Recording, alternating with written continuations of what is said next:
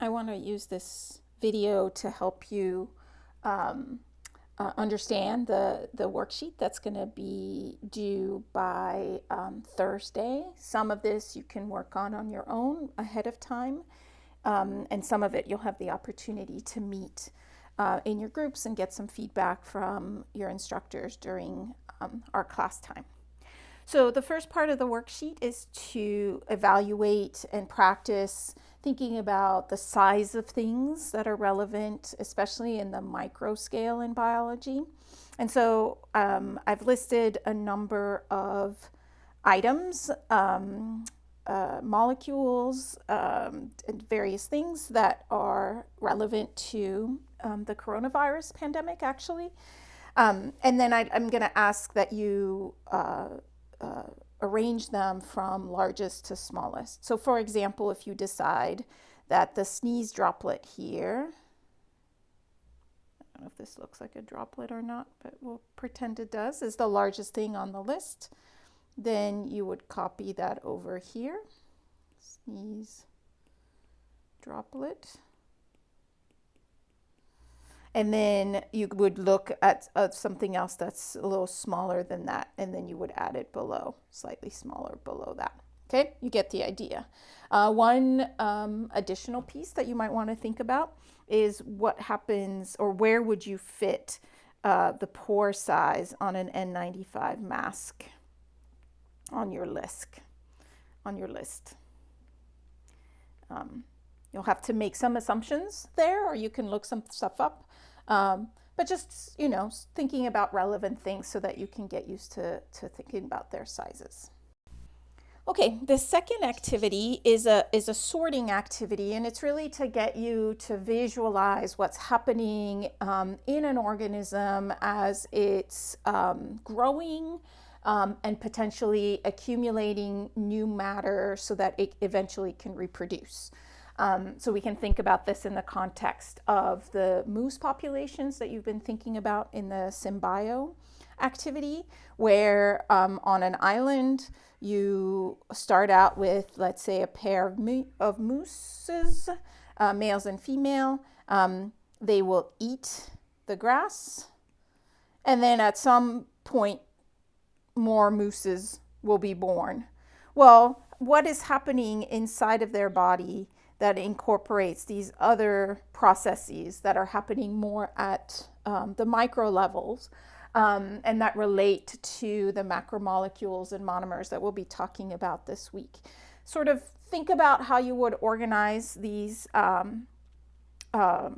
steps and what story it tells you.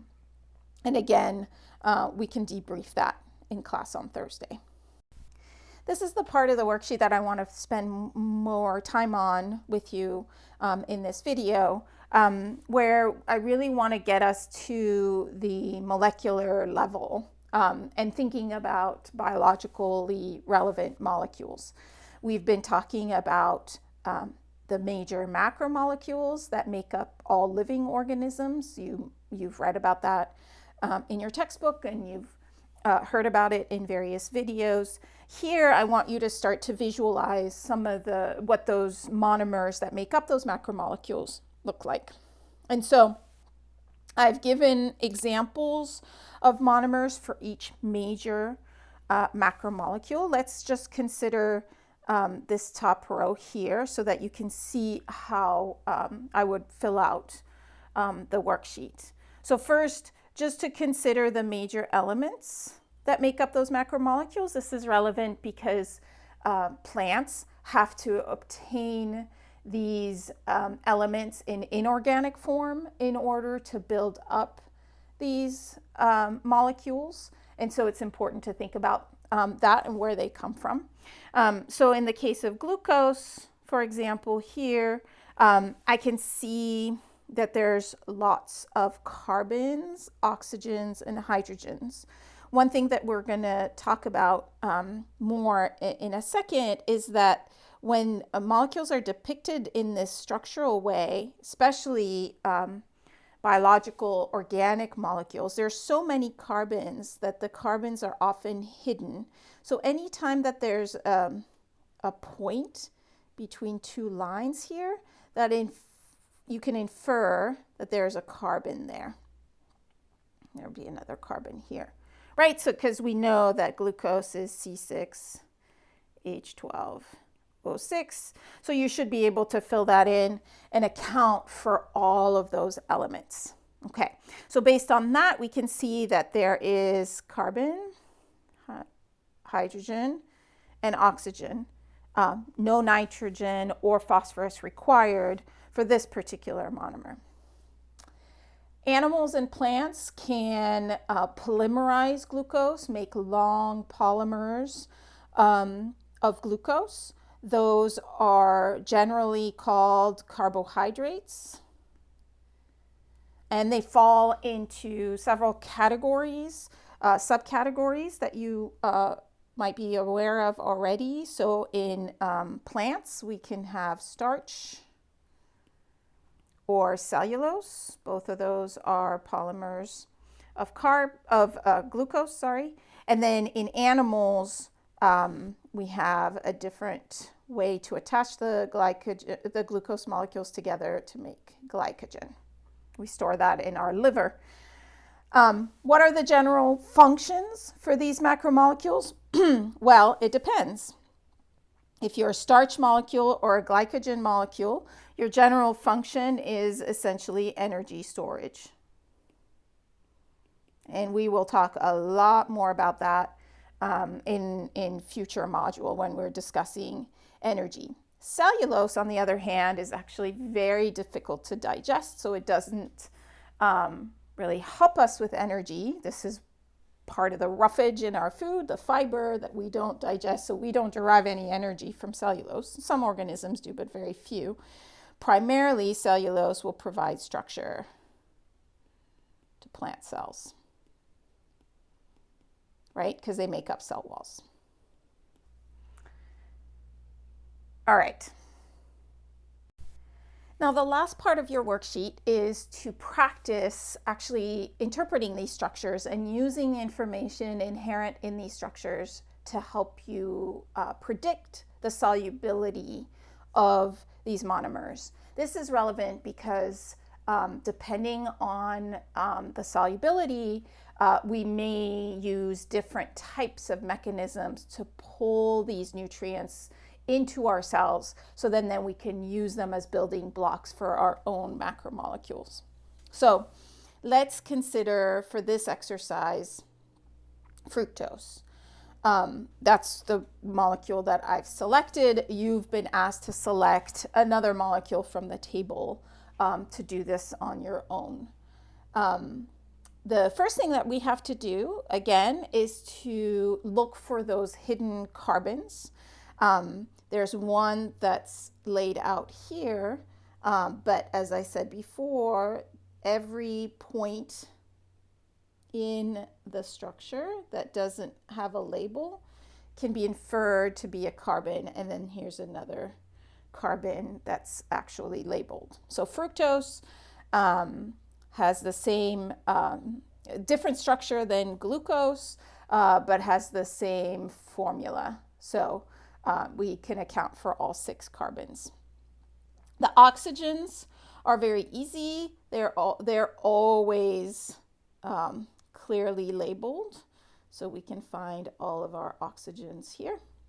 And then finally, the hydrogens. The hydrogens are also hidden in many ways.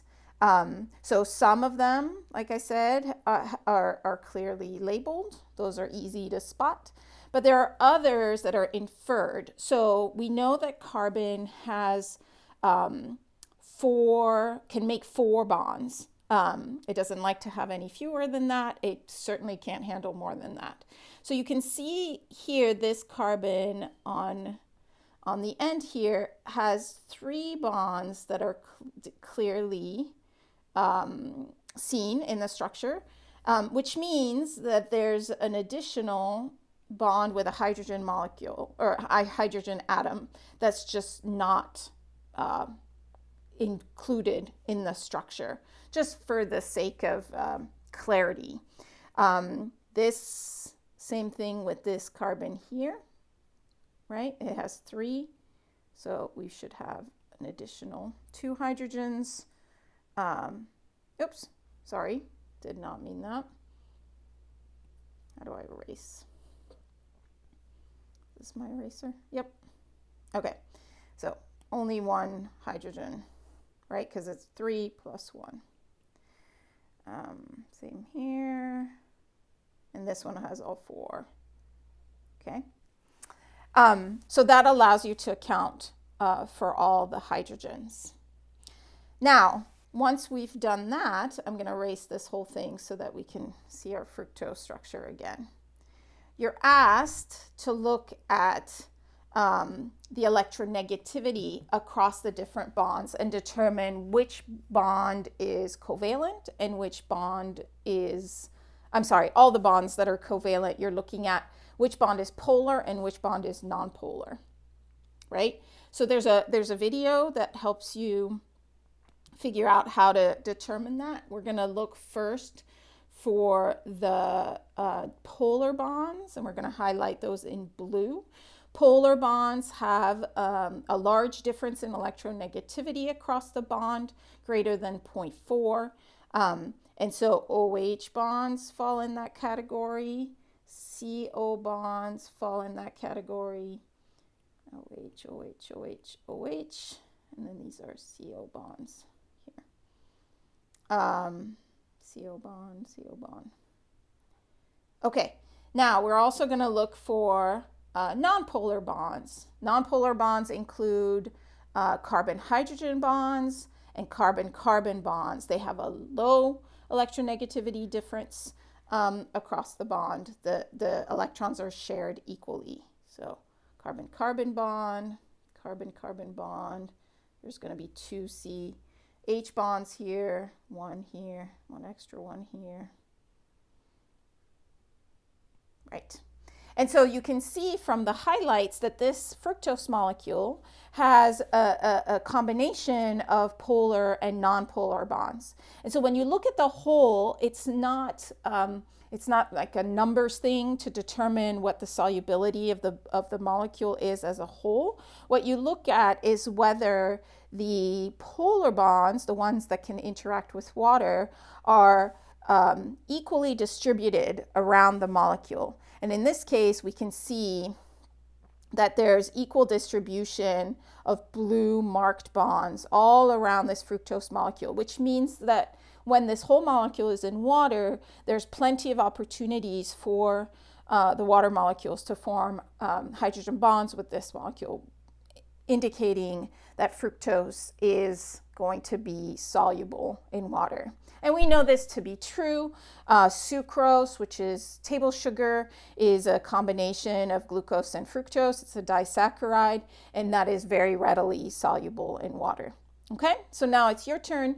You get to pick up another structure and practice that and bring that with you to class so we can debrief.